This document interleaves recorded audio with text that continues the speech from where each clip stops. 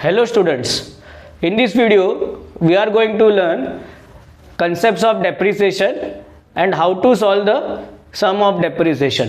Now the depreciation sum will get divided into two parts. पूरा sum दो part में divide होगा. One is calculation of depreciation, another is treatment of depreciation. First we will learn calculation of depreciation.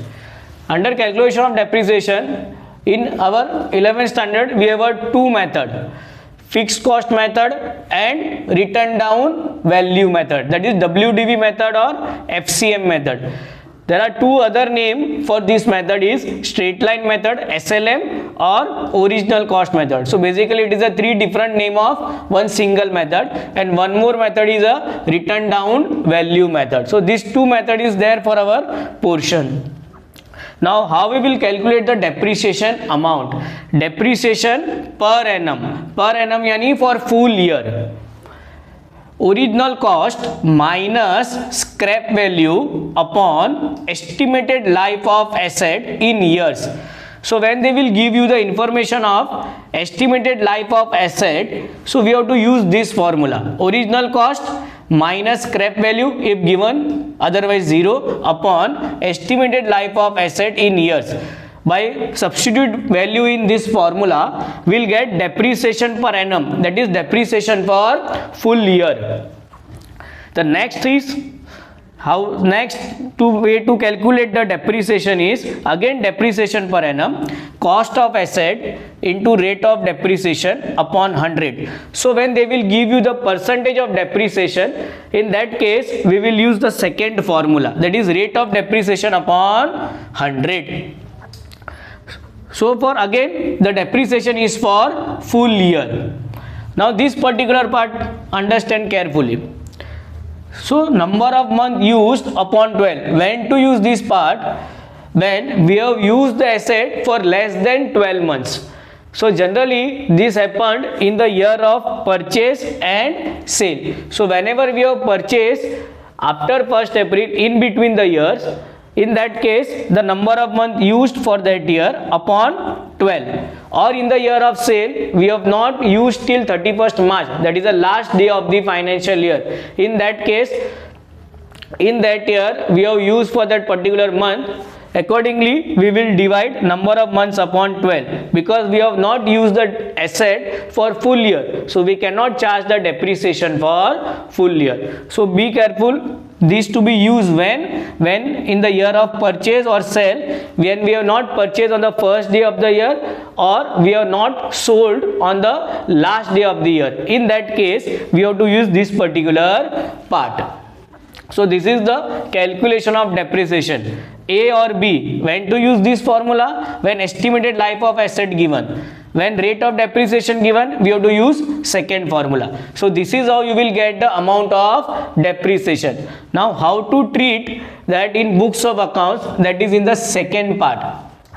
We will learn in the form of journal entry. In question they will ask you journal entry or ledger. So from journal entry we can post in ledger also. So the first entry will be asset account debit to bank account if you have purchased on cash or bank. If you have purchased on credit, so we will write the name of the supplier. So this is my first entry on the day of purchase. Second entry will be, we have to charge the depreciation, the amount which we have calculated over here, that we will write in entry number 2, that is B, depreciation account debit to asset account. Over here we are charging the depreciation, that is we are reducing the value of the asset and we are charging the expense. This will be on the last day of the year. After charging the depreciation, what we have to do? We have to transfer the depreciation to profit and loss account. So this is immediately the next entry, profit and loss account debit to depreciation. It means that we are transferring depreciation to profit and loss account. So the amount of this and this entry will remain same.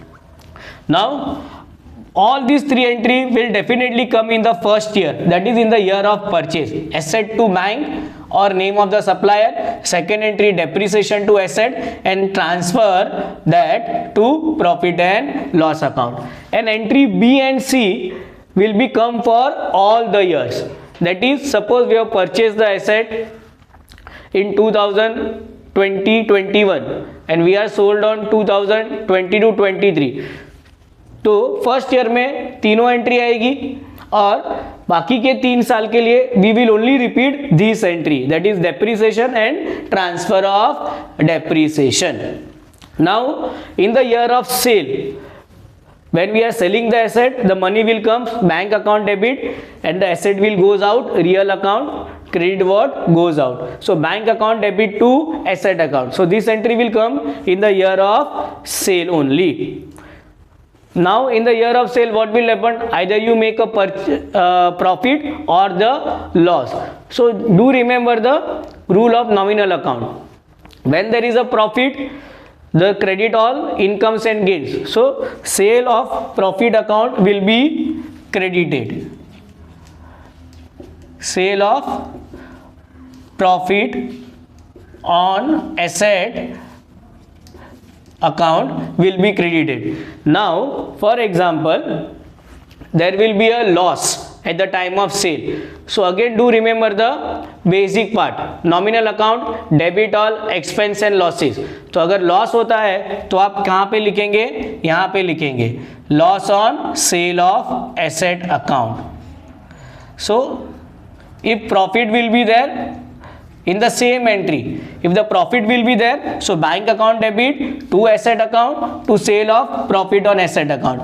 If loss will be there, bank loss on sale of asset account, bank account to asset account. So either of these two will come. So how you will conceptually remember it? If profit will be there, so it is always credit, and loss will be there, it is always debit. और पैसा आया है, asset गया है, so bank to asset. So this entry only in the year of sale. We will repeat quickly. For first year, A, B and C, asset account to bank account or the name of the supplier. Second will be we are charging the depreciation. This entry amount we will get it from our first part, that is the working note of depreciation. Then we are transferring depreciation to profit and loss account. Then B and C, that is my entry number 2 and 3, will repeat for remaining years, and again in the year of sale we have to pass only this last entry. So this is how we will solve the sum of depreciation. In next video I am solving the actual sum of depreciation.